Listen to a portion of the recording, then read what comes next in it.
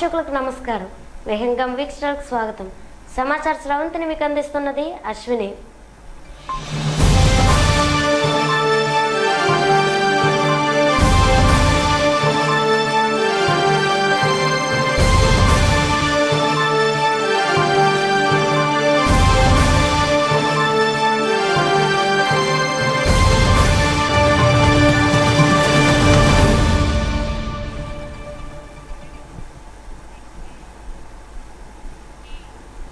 వివరాల్లోకి వెళ్తే కరోనాపై విజయం సాధించడానికి మనం మరింత శ్రమించాలని ప్రధాని మోదీ అన్నారు.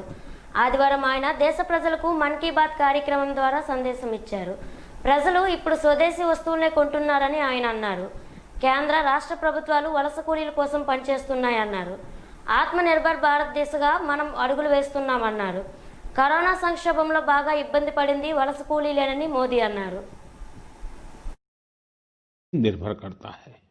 हजारों सालों की मानव जात की यात्रा लगातार इनोवेशन से ही इतने आधुनिक दौर में पहुंची है।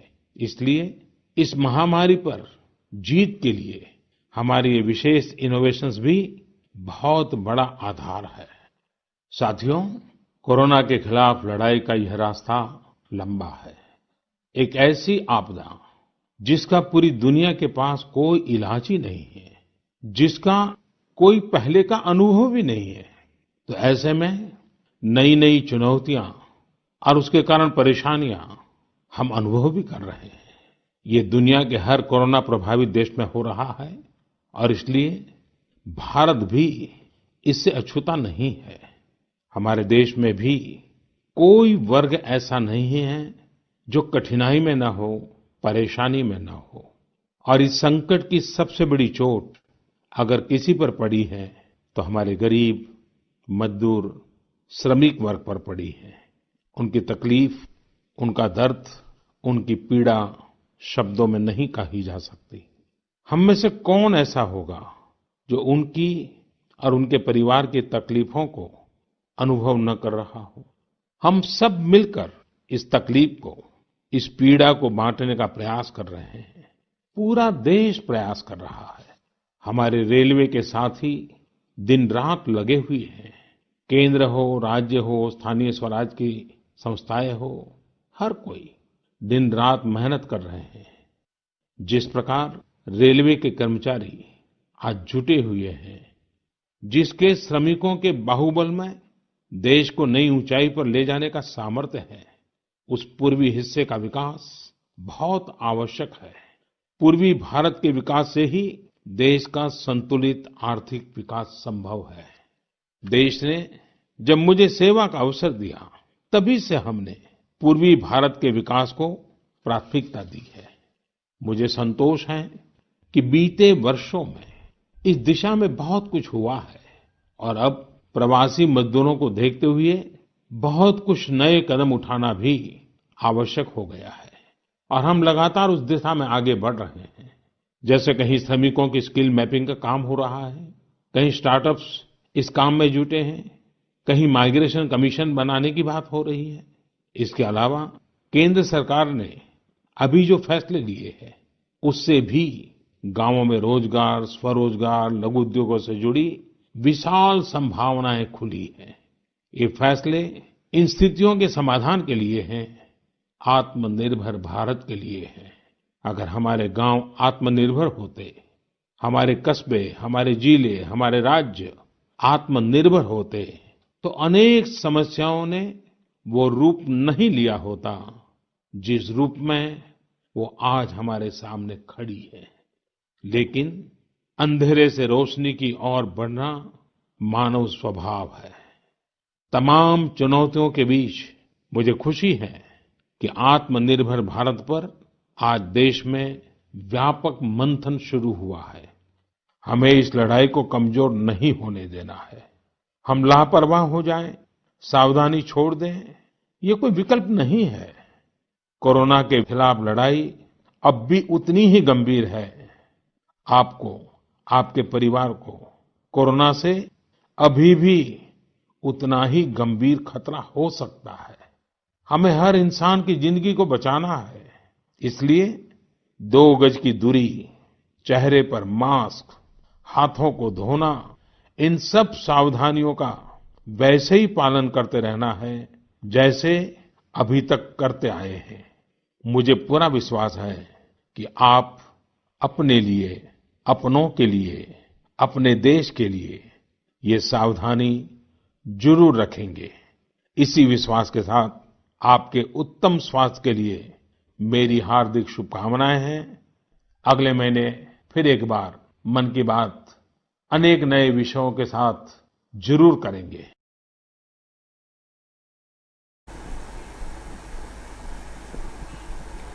ప్రపంచవ్యాప్తంగా కరోనా వైరస్ ఉగ్రరూపం దాల్చింది. తాజా వివరాల ప్రకారం ప్రపంచవ్యాప్తంగా కరోనా పాజిటివ్ కేసుల సంఖ్య 61 లక్షలకు దాటేసింది. ఇప్పటి వరకు ఈ వ్యాధితో 3,71,000 మంది మరణించారు. ఇక అమెరికా విషయానికి వస్తే ఆ దేశంలో అత్యధిక కరోనా పాజిటివ్ కేసులు నమోదయ్యాయి. అమెరికాలో కరోనా కేసుల సంఖ్య 18,16,000కు చేరింది. వీరిలో 1,05,000 మంది ప్రాణాలు కోల్పోయారు.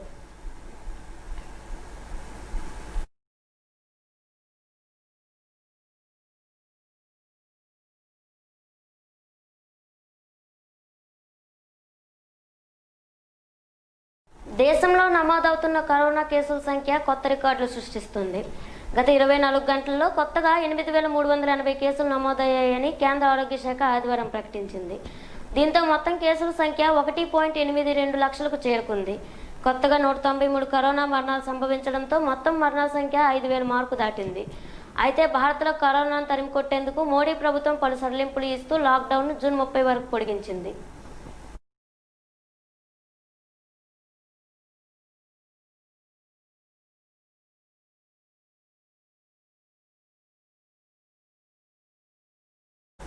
ఆంధ్రప్రదేశ్లో కరోనా మహమ్మారి మరింత విజృంభిస్తుంది. గడిచిన 24 గంటల్లో కొత్తగా 98 కరోనా పాజిటివ్ కేసులు నమోదయ్యాయి. దీంతో రాష్ట్రంలో మొత్తం కరోనా పాజిటివ్ కేసుల సంఖ్య 3,042కు చేరింది. ఈ మేరకు రాష్ట్ర ఆరోగ్య శాఖ హెల్త్ బులెటిన్ విడుదల చేసింది. రాష్ట్రంలో ఇప్పటి వరకు 2,135 మంది కరోనా నుంచి కోలుకోగా 62 మంది మరణించారు.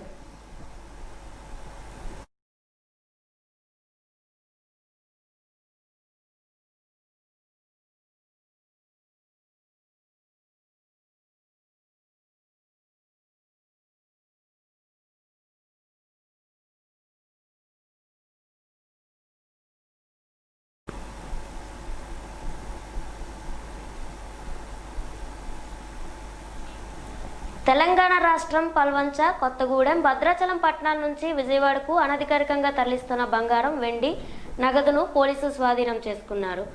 అంతర్రాష్ట్ర చెక్ పోస్ట్ వద్ద వాహనాలు తనిఖీ చేస్తుండగా వ్యాన్లో 1.37 కోట్ల విలువైన బంగారం, వెండి, నగదును తరలిస్తుండగా అడ్డుకున్నారు. 2 వ్యక్తులను అదుపులోకి తీసుకుని విచారించగా ఎలాంటి అనుమతులు లేకుండా తరలిస్తున్నట్లు గుర్తించి ఆదాయ అమ్మకపు పన్నుల అధికారులకు సమాచారం అందించారు.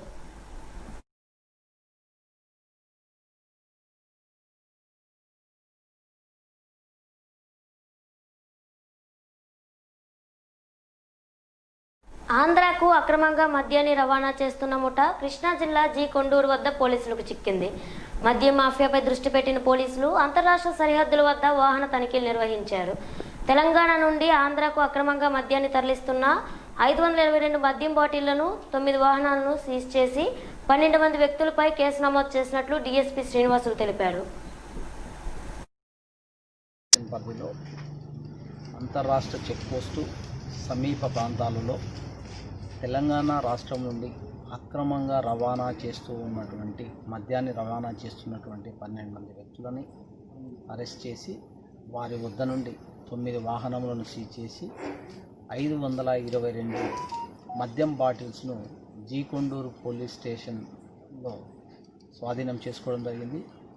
G Konduru sub inspector Rambabu, Mylavaram CI P Srinu ఆధ్వర్యంలో ఈ పోలీసు బృందాలు ఈ అంతర్రాష్ట్ర సరిహద్దులలో గస్తీ కాస్తూ రాబడిన సమాచారం మేరకు ఈ యొక్క దాడులను చేయడం జరిగింది. అంతేకాకుండా కొత్త పంతాలో ఈ దాడులలో వెలుగు చూసింది ఏమంటే వాటర్ ట్యాంకర్స్లో ఈ యొక్క వాటర్ బాటిల్స్ను నింపుకొని ట్రక్కులో తీసుకొని రావడాన్ని మొట్టమొదటిసారిగా ఈరోజు జీ కొండూరు పోలీస్ స్టేషన్లో సిబ్బంది కనిపెట్టడం జరిగింది. నల్గొండ జిల్లా నకరేకల్ ఇనుపాముల బైపాస్ రోడ్డు వద్ద రోడ్డు ప్రమాదం జరిగింది. హైదరాబాద్ నుండి అద్దంకి వెళ్తున్న వలస కూలీల వాహనాన్ని విజయవాడ వైపు వెళ్తున్న ఐస్ క్రీం లారీ ఢీకొట్టింది. ఈ ప్రమాదంలో 6 తీవ్రంగా గాయపడ్డారు. వీరంతా హైదరాబాద్ చుట్టుపక్కలలో ఇటుక బట్టీల్లో పనిచేసే కూలీలు. పోలీసులు కేసు నమోదు చేసి దర్యాప్తు చేస్తున్నారు.